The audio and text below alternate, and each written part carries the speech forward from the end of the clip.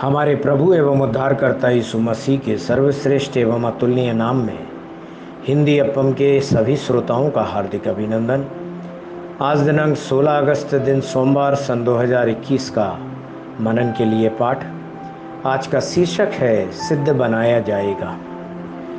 दूसरा कुरिन्थियों के 12वें अध्याय के 9वें वचन में हम इस तरह से देखते हैं, पर उसने मुझसे कहा, मेरा अनुग्रह तेरे लिए बहुत है, क्योंकि मेरी सामर्थ्य निर्बलता में सिद्ध होती है। इसलिए मैं बड़े आनंद से अपनी निर्बलताओं पर घमंड करूंगा, कि मसीह की सामर्थ्य मुझ पर छाया करती रहे। अजी जो परमेश्वर की सामर्थ्य आपकी निर्बलता में पूर्ण होती है। कभी कभी परमेश्वर आपके जीवन में कुछ दुर्बलताओं की अनुमति देते हैं। वह ऐसा इसलिए करते हैं क्योंकि उनकी सामर्थ्य आपके जीवन में सिद्ध हो जाती है। आप परमेश्वर पर तभी भरोसा करेंगे जब आप में कुछ निर्बलताएं होंगी, अन्यथा किसी को परमेश्वर की कृपा पर निर्भर रहने की आवश्यकता नहीं होगी। इसके अलावा आप परमेश्वर की महिमा भी नहीं करेंगे। वह आपके जीवन में कुछ दुर्बलताओं की अनुमति देते हैं ताकि आप सामर्थ्य और अनुग्रह के लिए पूरी तरह से उन पर निर्भर रहें। प्रेरित पौलुस की एक कमजोरी थी। वह कहता है, इसलिए कि मैं प्रकाशनों की बहुतायत से फूल न जाऊं, मेरे शरीर में एक कांटा चुभाया गया, अर्थात शैतान का एक दूत, कि मुझे घूंसे मारे ताकि मैं फूल न जाऊं। इसके विषय में मैंने प्रभु से 3 बार विनती की कि मुझसे यह दूर हो जाए। दूसरा कुरिन्थियों 12वें अध्याय के 7वें और 8वें वचन में हम इस तरह से देखते हैं, परमेश्वर ने स्वयं पौलुस के जीवन में उस दुर्बलता को रखा था। परमेश्वर ने पौलुस को अनेक दर्शन और प्रकाशन दिए थे। उनके कारण पौलुस के अंदर घमंड आने की संभावना थी, और इसलिए परमेश्वर ने उस दुर्बलता को उसके अंदर आने दिया।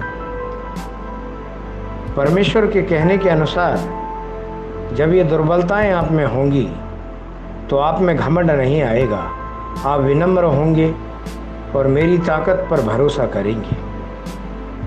मैं भी आपका लगातार इस्तेमाल करता रहूँगा, इसलिए अपनी दुर्बलताओं को ना देखें, मेरी कृपा को देखें, क्योंकि मेरी सामर्थ्य निर्बलता में सिद्ध होती है। प्रेरित पौलुस ने इसे सहज स्वीकार किया, चूँकि वह केवल परमेश्वर की कृपा और शक्ति पर निर्भर था। इसलिए परमेश्वर ने उसका और अधिक शक्तिशाली उपयोग किया।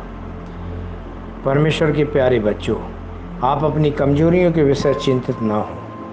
अपने कर्म को पूरा करने के लिए 100% पूर्णता तक पहुंचने की प्रतीक्षा ना करें। अपनी कमजोरियों के बीच भी आप परमेश्वर के लिए महान कार्य कर सकते हैं। आप जिस अनुपात में परमेश्वर की कृपा पर भरोसा करेंगे, उसी अनुपात में परमेश्वर की सामर्थ्य आपके शरीर में प्रवाहित होगी। तब आप भी परमेश्वर के लिए बड़े बड़े काम करेंगे। ध्यान करने के लिए आज जो वचन लिया है, पहला कुरिन्थियों उसके पहले अध्याय के 27वें वचन से, जहाँ इस तरह से लिखा है, परंतु परमेश्वर ने जगत के मूर्खों को चुन लिया है कि ज्ञानवानों को लज्जित करे, और परमेश्वर ने जगत के निर्बलों को चुन लिया है कि बलवानों को लज्जित करे। परमेश्वर के इन वचनों के सुनकर, पढ़कर, मनन करके इनके अनुसार अपने जीवन को जीने पर परमेश्वर आपको आपके जीवन में बहुतायत से आशीष देवे। आमीन।